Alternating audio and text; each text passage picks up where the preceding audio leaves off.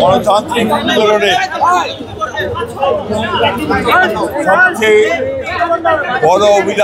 অবদান যার, তিনি তার সারাটা জীবন গণতন্ত্রকে প্রতিষ্ঠার জন্য সংগ্রাম করেছেন, লড়াই করেছেন,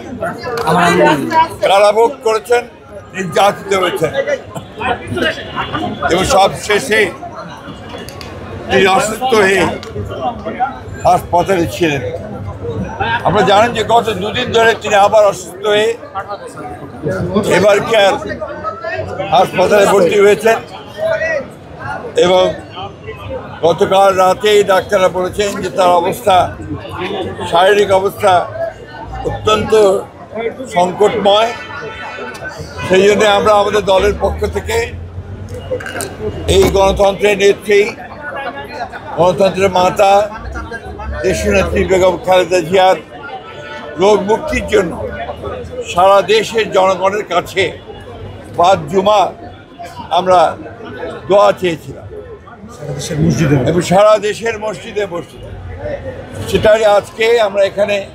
এই নয়াপল্টনের মসজিদে নামাজ আদায় করে আমরা সবাই দেশনেত্রী বেগম খালেদা জিয়ার